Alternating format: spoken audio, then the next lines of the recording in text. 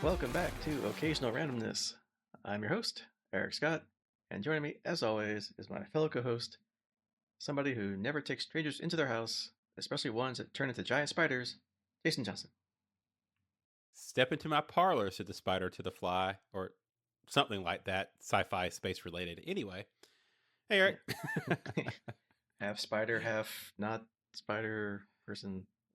Yeah, we'll get there. Yeah. That'll be tonight's focal point. uh, So yeah, speaking of tonight, yeah, we're continuing our journey oh, through that should have been the episode, dude. They missed it. Once bitten, twice fly. Anyway, sorry. Go ahead. You were saying. Hey, that could be the episode title of this. Speaking of which, yeah, so going through the final season of Farscape, season 4, episode 14, Twice Shy, not Fly. Twice Fly. So if you remember last time, the crew has left Earth and is back in Farscape territory, wherever that is, which they never exactly said quite. It's probably somewhere in our galaxy, since I think one time they said it would take Peacekeepers 60 cycles, which is years, to get there from Earth. But anyway, that's where we're at. Our one quick wormhole. Yeah. If they ever get that technology. We have 8 more episodes and the miniseries to go, but so far, no. And as always, our little public service announcement here. If you like what we do, please give us a like or a review. Or better yet, help spread the word and let people know about this fine podcast here. We would appreciate it. Please and thank you. All right, this is an even number of episodes. I think that's you for the recap. All right. So we'll go ahead and kick it off. This is Farscape Season 4, Episode 14, Twice Shy. We open up with Scorpius asking Pilot why the traders are still on board. Apparently, they're being tough in negotiations, but Moya doesn't dare travel through Tormented Space. Hey, remember that? Without reliable star charts. It's been a while. This little Earth thing for a while, and then, Which is not to be confused with the unknown regions or something. Anyway, yeah, Tormented Space. Naranti and Rigel negotiate as the rest of the crew look on. John looks at Aeryn, who's staring at him intently, giving him the stink eye, and says, "What?" He asks. "Nothing's bothering me. Something I said?" Must have been something I said. Meanwhile, Naranti barters the price from 10,000 to 7,000, and they get Rigel to pay them. As Rigel is leaving, Scorpius comments that he looks unusually smug and asks if his deal with the traders was successful. "You have no idea," Rigel answers. Is never a good answer. Yeah, that's never a good answer, especially from Rigel. The traders then bring out a girl to make one more trade. They say they have enjoyed her as they grope her suggestively, so Chiana pulls out her gun, saying if they touch her again, they'll die. Everyone reacts by drawing weapons, and Dargo tells Chiana it's not their problem.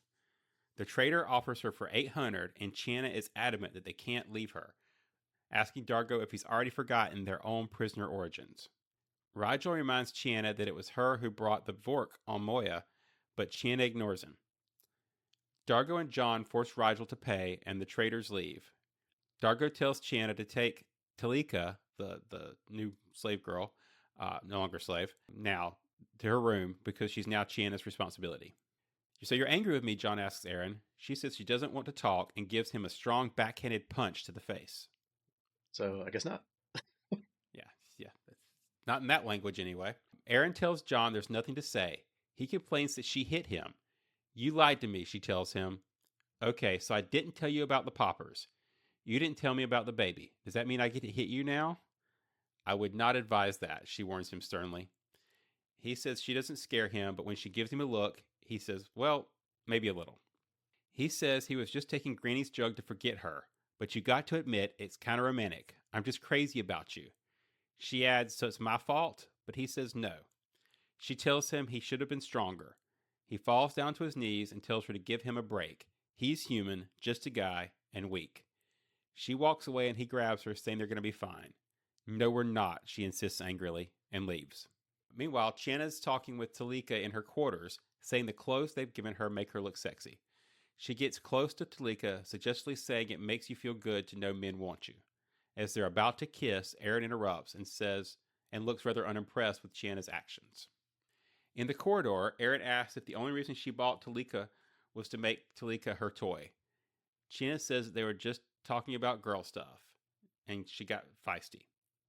Pushing Aeryn up against the wall, she says she's not like Aeryn, she needs it, and it's not a crime. Aeryn says this is excessive, even for Chiana, prompting Chiana to say if Aeryn doesn't want any, she can always try Crichton next. Do what you want, Aeryn says, and leaves. Talika visits John in his quarters. He offers her some chocolate, fresh from Earth, but she declines. John says they're friends. For sex, she asks, and John asks nervously and says that's just for special friends. Like you and Aeryn, she adds. John realizes Chiana must have told her something. She says no, she can see it for herself. You're hers and she is yours, or am I wrong? Nope, you're right. You're absolutely right, John responds with a wide grin. Meanwhile, Dargo and Rigel are on command, checking the maps. They seem accurate, and Dargo says that it looks like Naranti did something good for a change. Rigel asks, don't I get any credit? What for? And Rigel tells Dargo that he made tiny, unnoticeable modifications to the currency, meaning it was basically forged and is only worth about a 12th of its shown value. Dargo grabs him in a rage, saying that the traders control this part of space. John walks in, separating them, asking if there's a problem. Dargo explains, and John tells Rigel that these are not the guys they need to piss off. Dargo says when the traders come, he'll give them Rigel to do with what they want. John says they'll phone these guys and try to make it right, and both Dargo and Rigel leave angry. Dargo spots Talika in the corridor and tells her that he told her to stay in Chiana's quarters, but Talika says she doesn't have to listen to him. No one else does. Everyone listens to Crichton, but not to him. Dargo tells her to go back and then storms off. We already caused some problems, this new person. Yeah. Yeah, just a couple. None of this could be her fault, though. Nah. No. Sikozu's changing Scorpius's cooling rods and tells him that Naranti thinks everyone's acting strange. They're all different, more emotional than usual, except for Aeryn, who's colder than usual. Cut to Chiana on top of John at one of the controls, saying that she asked Aeryn and she said she didn't care about him anyway. John says she does, they're happy, and Aeryn loves him. Scorpius interrupts them, and Chiana asks if he wants to watch. John says there's nothing to see and kicks Chiana out. Scorpius asks John how he's feeling and tells him the crew are behaving oddly. John says they're fine, but Scorpius says they're not. Their behavior has changed since a girl came on board. John says he'll talk to her. She's in Chiana's quarters. To which Scorpius responds that she actually isn't. She's disappeared and they can't find her. Yeah, still not her problem. Must be something else. No. It's always good to bring a stranger on board Moya. We've established this in history. Yeah, because, what could possibly go wrong? Aeryn and John are searching a tier and spot her. When they approach, she flees into the Tier 3 maintenance bay. They follow her in, but are knocked unconscious when she screams an ear-piercing scream. Banshee? And then, in an arachnid-like form, jumps down and bites them. Not a banshee. And sucks on their faces with an extended appendage. Gross, nasty. Really not a banshee. Yeah, right. They both awaken, and Aeryn says she heard a scream, but then the lights went out. She spots some wounds/marks on John's face, and she has them on hers too. They're puzzled, but suspect that the loud scream knocked them out. Dargo, Chiana, and Rigel are searching for her also when John calms them. He says Talika is more dangerous than she looks and has a screech that knocked them flat. Talika is in fact stalking them unseen from behind. Sikozu wanders around the corner as a face-sucking Talika looks up. She runs and Talika pursues her in spider form. Sikozu reaches one of the maintenance bays but is caught by Talika from above.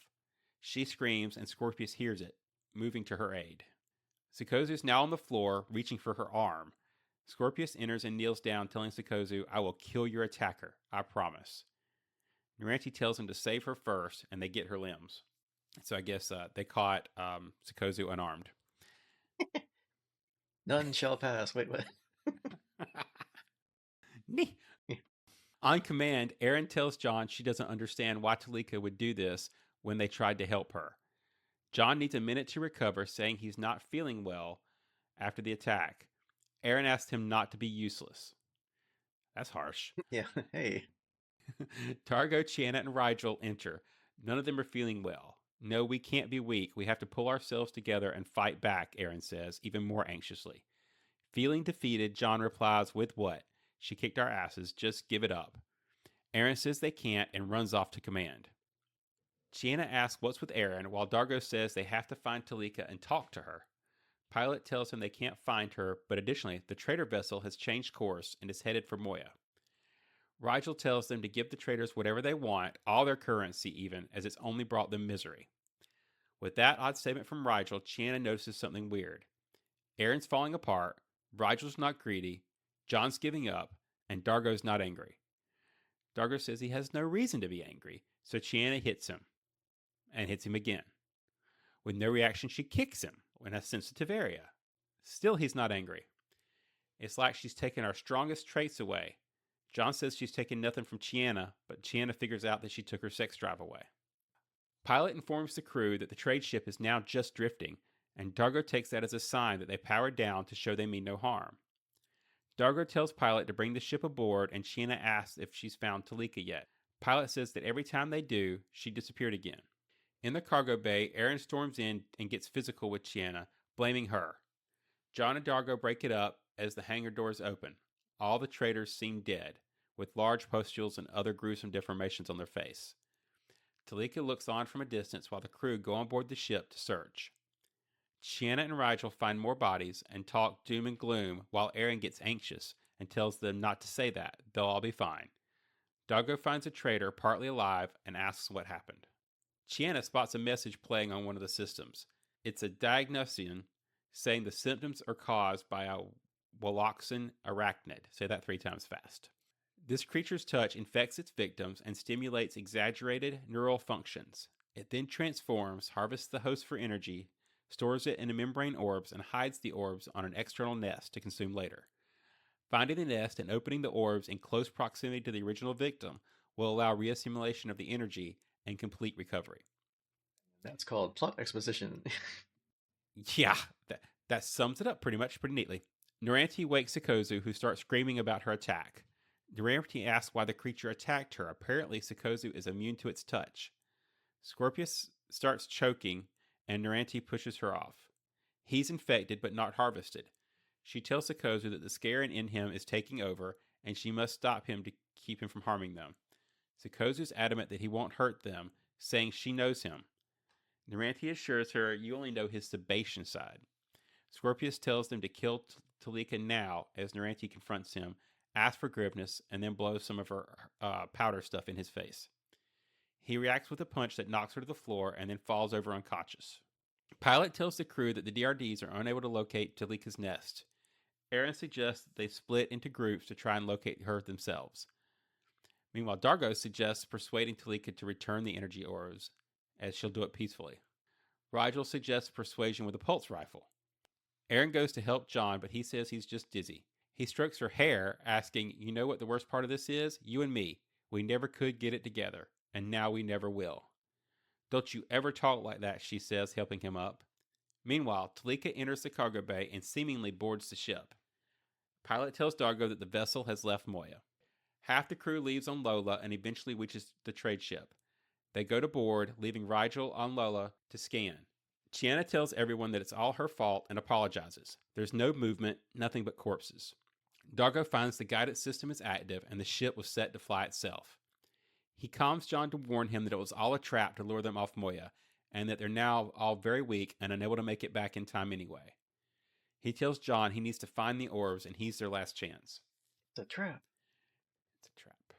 Naranti pulls John up. "Are you ready to die? Are you ready to watch Aeryn die?" she asks. He tells her they don't know where the orbs are. She gets an idea. Since Talika is the only one that does know where they are, they can get her to show them where they are. Scorpius is infected, but he hasn't been harvested. Naranti had made him unconscious, so maybe Talika can't sense how ripe and ready he is. John calms Dargo and tells him we may not be dead yet. John grabs a huge gun while Talika catches Naranti attempting to bait her. She says she doesn't want her as she's too old and bitter. What she does want from her is to where Scorpius is, so Naranti leads her there. Talika catches Scorpius off guard, sending him to the floor and harvests him. She takes his orb back to her nest and adds it to the other glowing green orbs that hang by silk threads from some overhead pipes. Sikozu manages to follow her discreetly and observes. Sikozu climbs up top and sneaks toward the nest, while John, equipped with a huge 6-barrel gun, enters through the door. "I know you can see me," he says. "The bad guys always see me. My plans suck.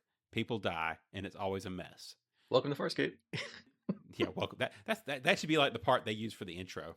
My name's John Crichton. Yeah. Anyway, Yeah. Plans suck. Yeah. my plans always suck. She spots him and tells him she has no remorse. He's food and she needs to eat. She asks if the others are coming to attack her, but he replies it's only him. He says he's tired of it and falls to the floor. He tells her to bring it on and kill him now. Fast or slow, it's her choice. She replies that she likes it slow. I was afraid you'd say that, John says, as Sikozu calls to John not to let her before she does any harm. John holds Talika off with a couple of shots from his gun, which hardly make a dent, and then ends up shoving the gun into her mouth and firing. She then explodes. As John, dripping in green spider goo, picks himself off from the blast, he recites in his usual glib way, "Along came a spider, exploded beside her." Cut to Durante cooking up a meal for Rigel and Dargo. Rigel thanks her for the best roasted spider soup he's ever eaten. Dargo says it's the only spider soup he's ever had, but it is really quite good. Nope. She asks if they're feeling like their old selves, but Rigel's trying to take some of Dargo's food so they know things are back to normal. Sikozu asks Scorpius which is worse, having them see his scare in half or remembering it himself. "I know what I am, Sikozu. This incident was simply a fortuitous, though troubling reminder." She responds that if he wants her help, the price is inclusion and honesty, to which Scorpius grins mischievously. Aeryn sits in a corner alone, looking at a piece of lacquer. John approaches. "Do you have any idea what you've done?" she asks. "You won the coin toss, but we lost, didn't we?" "Aeryn, it's over," he replies. She asks if his mind is now so full of this dream that he can't even see straight. "Move on, Aeryn." She tells him that she did everything she could to keep them together. She did exactly what he told her to do, and the whole time he's been cheating. "Yeah, I'm a coward. Move on, it's over." She says that she'll tell him what he'll do now, and that is to stop sniffing the Strin. "Shut up," he replies. "Don't you tell me to shut up," Aeryn responds, pointing at his face. John calms Pilot and tells him that the comms are buggy and asks him to test the system. Pilot says that'll mean they'll be offline for 30 microns. He says that'll be fine, and then he turns to Aeryn. "Shut up and listen to me. Scorpius is here, looking for the key to what's in my head. The neural chips, the Aurora chair, threatening Earth, none of it works because he does not understand me." She tells him to stop using Scorpius as an excuse, but he continues. "You're the key, my Achilles. You. If he figures that out, the world and all that's in it is nothing. He will use you and the baby, and I won't be able to stop him." She asks if he thinks Scorpius has been using the comms. "Look what it's done to you," she continues. "You're completely paranoid." But just as she finishes, Scorpius suddenly calms in. "Pilot, are we having problems with the comms?" Pilot tells him he was just checking them, and they appear to be functioning normally. Aeryn looks shocked, realizing that John is probably correct after all. "So it's over," she plays along, in a raised voice to ensure that it makes it the comms. "It's over," John replies. "There's nothing more between us." Then she continues, grinning. "Nothing," he says, also grinning. They smile, embrace, and kiss covertly. Finally. Little trivia from... Yeah, finally. Whew. A little trivia from this episode. This episode was shot before Terra Firma to allow time to prepare the sets for that episode. The tag scene between Aeryn and Crichton was expanded on set in order to allow Aeryn to vent her feelings. In order to prepare for the episode, first-time Farscape director Kate Woods watched over 30 episodes of the series. She could have just listened to a podcast. I think I've been a lot faster. The spider was entirely created by the CG department at Animal Logic, and as such, a large silver ball was used on set for the actors to interact with. This episode references both Crackers Don't Matter and Beware the Dog through dialogue. And this episode is the second in which the crew actually eat the monster afterwards. Their first monster meal was in Home on the Remains. So, as we take a minute and digest this episode, what did you think about it, Eric? Ew. But anyway, we'll get to that. Yeah, I mean, I like this episode for the most part. I like, the beginning with the traders and all that. And then when they brought Talika out, I'm like, oh no, here we go again, right? And at least someone else noticed too, because Rigel even brought it up about the prior time they brought somebody on board. And they paid attention to him, right? Yeah, of course. Yeah. Yeah. So I guess that's probably where the twice shy title comes in, right? Once bitten, in this case, about 5 times bitten. But no one listens to Rigel. They did it anyway. And, well, we have a whole episode to talk about, I guess, right? And then I thought it was going to be some kind of weird sex thing when Shanna and Talika were interacting with each other, which I was glad it didn't go down that whole path for like everybody. After that part, I started to like the episode. So, yeah. Especially as we kind of alluded to the ending with Aeryn and Crichton. Finally, what we've been waiting for all this entire season, or I guess since original John, new John, whichever one he is, was the only one left. so, so they're finally together. It was Blue John, wasn't it, or was it the other? You know what? I don't know. Green and black, but I don't know which one he's supposed to be. Oh well, go back and figure it out. See previous Yeah. episodes. So they're finally together ish. It's got to deal with that wily Scorpius and now Sokozu apparently, which we'll talk about here in a minute. But other than that, yeah, I liked it. What do you think? Yeah, so similar. Overall, I thought it was a good Creature of the Week episode. I can definitely kind of see where it was filmed in between that multi-parter for filler, like we referenced in the trivia.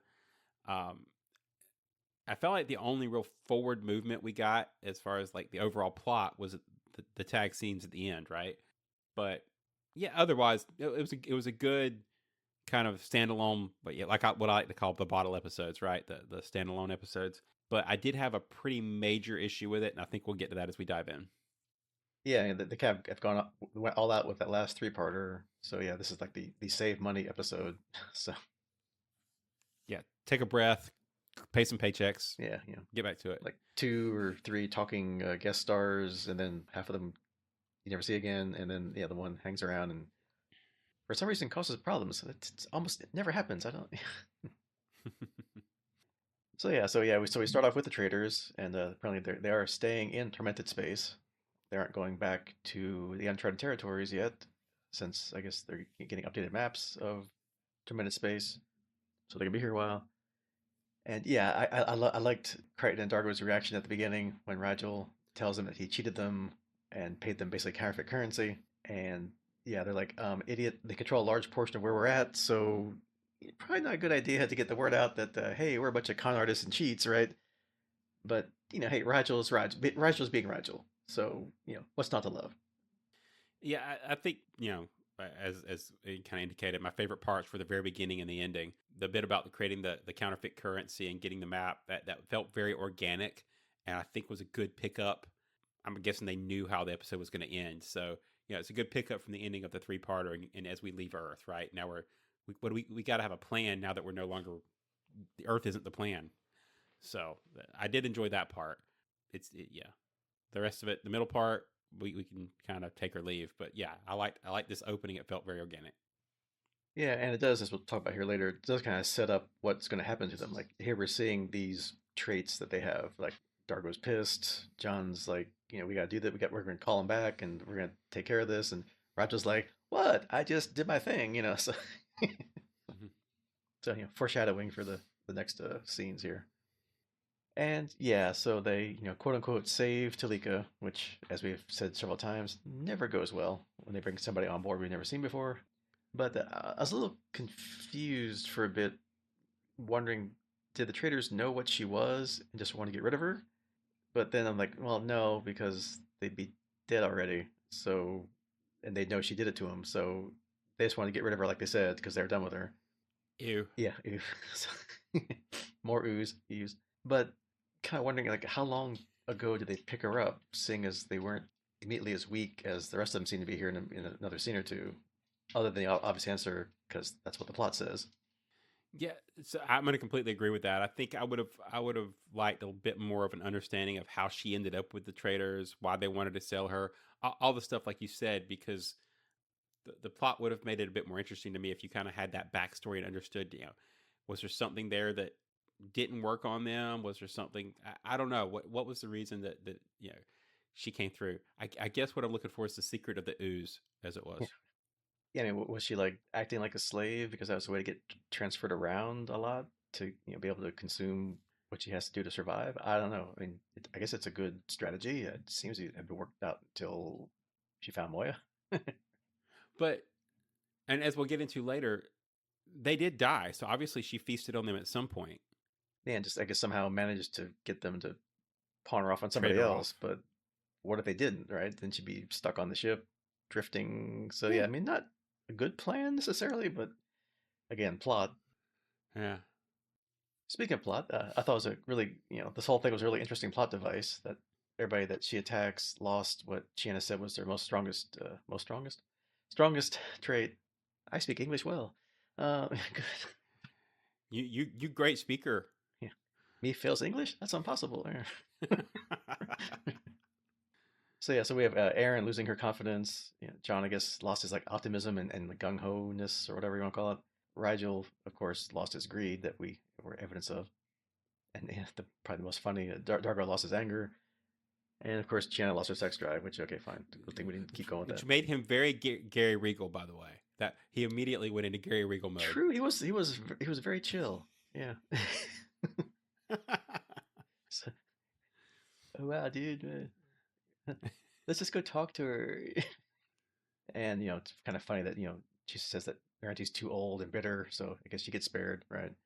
And just because we have to have somebody immune, Sakozu's immune, so that's fine.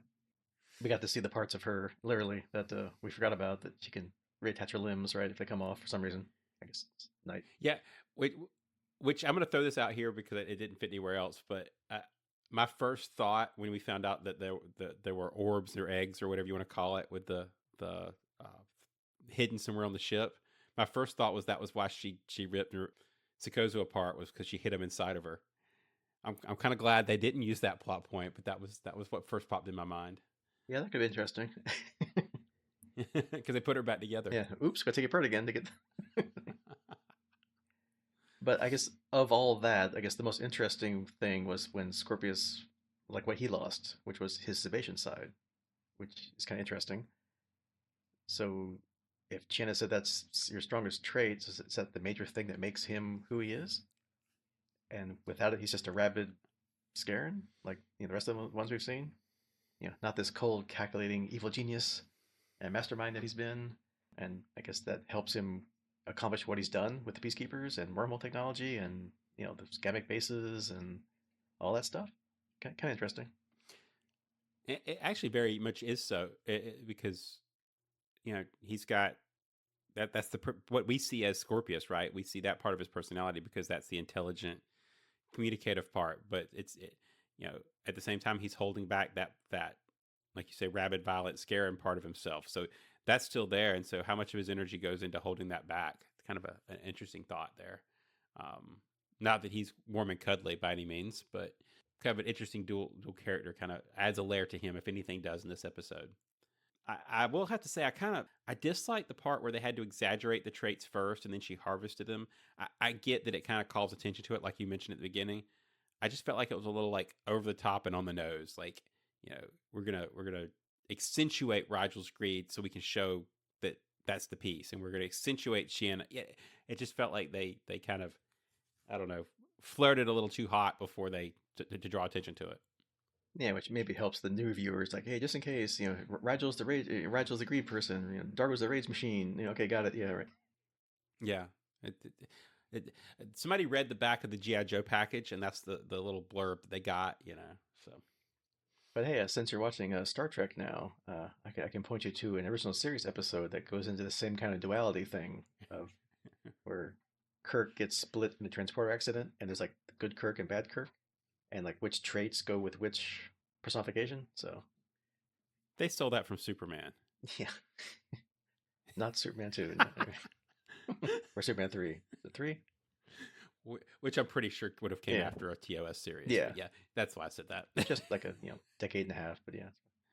But yeah, I'll drop that one in the chat later. You can watch it on your free time. See, yeah, haven't quite broke the TOS yet, but I will admit to being a New Worlds fan. You got 30 years of Star Trek to watch, so don't worry. Well, at least it gives us something to talk about. Yeah, right. But back to why we're here. So Farscape, only 4 seasons, unfortunately. No. But yeah, and then we have like the little diversion scene, which I knew that was the whole thing of why it showed her like going on the ship, and then the ship's left. I'm like, nah, she's on the ship. She's on Moya. This is just a trick, which again helps the plot because if everybody was still there hunting her, it wouldn't have been as dramatic as it was. And I guess plus it gave us the answer to what she was doing and what the solution was. Which I guess my only nitpick about the whole thing was, why did the traders have that recording in the first place? Did they not know that was talking about Talika? How did Shanna just stumble across it? I mean, maybe they had figured it out after they left when they started getting sick and weak, like Moya's crew is, and did some research, and that was what was playing on the computer display when they died. I don't know, but then why are they going back to Moya? They weren't going back to tell them, hey, by the way, the person we left with you, that's a bad thing. You want to take care of that, or did they also figure out that Rigel cheated them and they're going back to get their money and then, so questions. But I guess overall, I guess it didn't really matter, but still. No, it didn't matter. I guess you're right. But I think what happened here for me as I was trying to think about it was I mixed the two scenes up, right? So the ship came back once, and that's when they saw the recording, which was super convenient. And maybe they kind of got weak, figured out that they reached out to that whoever it was, and that was where the recording came from. And it said that they had to go back and find the spider, so they were going back to find the spider, and died before they got there, and that's when the ship came in.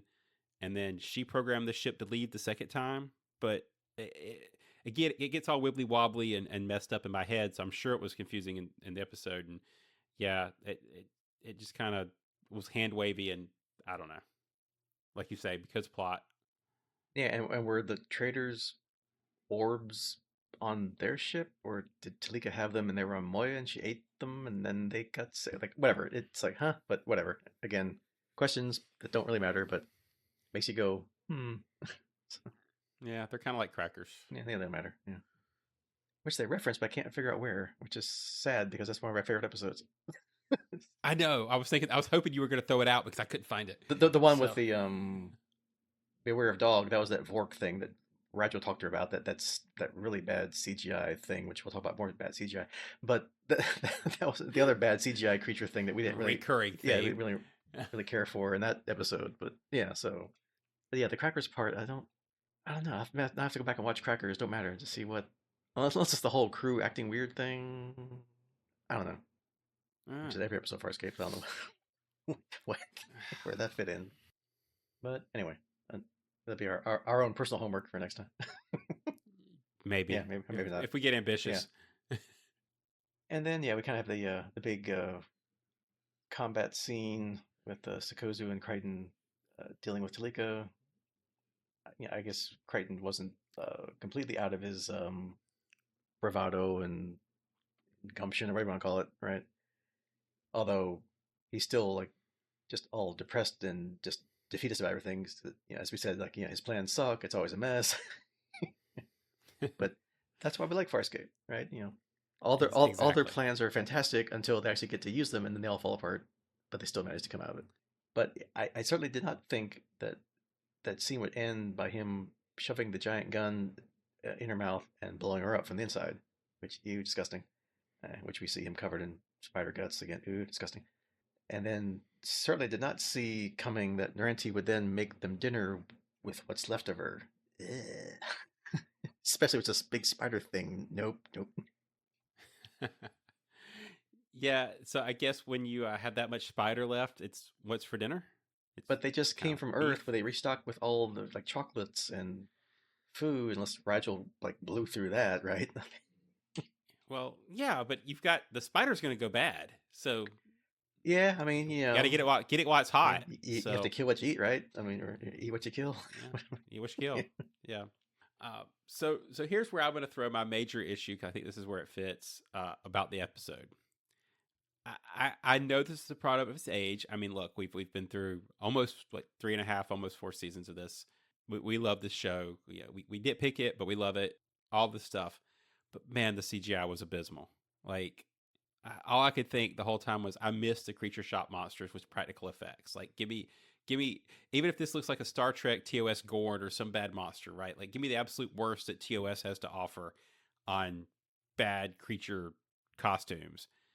Because the Henson shop in their best day would blow, on their worst day, would blow this CGI out of the water. Like, this is just, I don't know. I had a hard time getting past it anytime the creature was in spider mode. Yeah, I mean, you could definitely tell. It's like, hi, I'm not on the set. Yeah. Well, and yeah, if it were me, and I know that, again, product of the time, we were all about CGI when this was out. So I get it. Like, everything you could throw CGI into got CGI'd. But especially when you're already dealing with Muppets in Space, and you have this actress who was doing a great job as the spider, pull a Jaws and, like, just don't show her when she's in spider form. Like, indicate it. You could show a shadow, do something. But I don't know. That I had a hard time getting past it. Yeah, or have like one or two short but really good CGI shots. Like, okay, look, spider, ooh, scary. Okay, and that's it. But not Yeah. like full on, full body. Yeah. They were proud of that CGI, man. I mean, maybe for the time it was. Yeah, I mean, it's kind of hard to think back, right? Because you have your current lens on the previous stuff. So maybe back then we're like, ooh, cool spider. And that's just how we were used to effects. But yeah, it was. I mean, We were post Star Wars prequels at this point. Like, well, yeah, but that's huge money for movies. This is TV. Although maybe. even Star Trek at that time, anyway, but it has good. Of course, they were probably even more low budget than Star Trek, but yeah, I mean, whatever. But yeah, it's definitely a product of its time for sure. But, you know, I don't know. I was gonna say I'd rather have had, like, remember the animated episode? Yeah, They kind of Looney Tuned up the character. Like, I'd rather have had that. Like, give me a cartoon spider. big googly eyes and like Uh huh. Uh, dripping fangs, the whole yeah. But yeah, well, yeah, she's daring now, so that's yeah. So there's my nitpick. I had to get it out mhm. of there, so we can move on. Yep, yeah. Let's get to the really cool parts of this episode. So first of all, Scorpius and Sikozu, the last scene with them where she's basically Speaking of double ooh, yeah, right. Well, it kind of explains everything up to this point, but yeah, where now she's like, if she wants her help for whatever he's doing, that she wants to be included, and he has to be honest and give her his true intentions. So I guess this is a somewhat culmination of whatever weird interpersonal things between them we've seen these last couple episodes, or half a season, however long it's been. Which, of course, we know Scorpius has an ulterior motive, by being on board Moya, which we all know what that is. He still wants what's in John's head, no matter what. He says he's just looking out for John. Yeah, well, kind of, but more for him, right? right? Yeah. So here's my crazy headcanon conspiracy theory corner. Part of me's wondering now if Sikozu is playing Scorpius and is really like a spy for Crichton or something. I, I've been trying to rack my brain to come up with reasons that she would be with him, that she sees something in him, whatever. And I don't know. For my sanity, I'm sticking with the she's a double agent approach. Yeah, maybe. I will not confirm or deny your theory. And Which yeah, means I'm either really wrong or yeah. really right. And if she does want in on whatever, or if she's playing him, then it's like, what's she after? Like, does she want to be like to rule with him if he takes over? When he gets the wormhole stuff, or yeah, is she John's spy, and that's how he knew that he was on the comms, right? I don't know. We'll find out. We got 8 more episodes to go. We'll find out. And speaking of the target of Scorpius' ulterior motive, John and Aeryn, that final scene was the best scene in this entire episode, and you can say probably arbitrarily of the last several episodes, right? So the plot moves along. We get confirmation from John about Scorpius that he still wants what's in John's head, and he'll do whatever he can do to get it, including spying on the comms, I guess on all their comms. And That was a nice touch. yeah, and if he knew that Craig and Aaron have a thing for each other, and that she's got his baby, then of course he would use that in a heartbeat to get whatever he wants from John, and John would give it to him. And Aaron's like, "Nah, you're paranoid. You're insane from sniffing this stuff that he's given you, right?" Which, she has valid point. Yeah, I mean, it makes sense up until that point. That's all she knows is he was doing that to forget her, and but she still loves him, and he's like, "Nope, it's done." But then Scorpius validates the whole thing by asking Pilot why the comms were offline. So light bulb ding, oh my god, it's all true. John does love me, and they kiss a couple times. So yay! Finally, about time. Yeah. Yeah, so hopefully this one will stick. Ha ha ha. And and now we get to the interesting part of figuring out Scorpius' tangled plan here. So Yep, because again, we only got 8 episodes to go, and of course, the final episode has to be, the resolution of stuff. Or if they thought they had one more season, the big cliffhanger, which then they didn't have one. But so, possibly hints a mini series to wrap up. yep. So, gotta start wrapping things up and exposing the big season-long overall plot. So this is it. Here we go. Anything else to talk about? I know we kind of probably hit most of the highlights, or actually all the highlights, really. I mean, No, I think this one's kind of been webbed up nicely, and we're all ready to roll.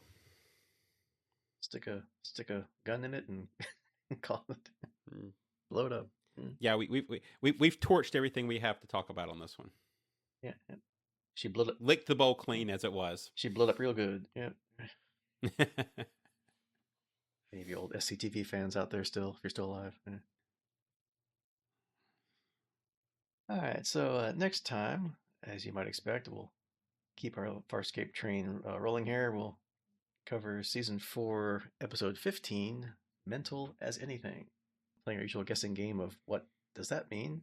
Well, I mean, it still means today what it meant back then. I guess mental is a slang word for crazy or crazy angry. So something like that, probably.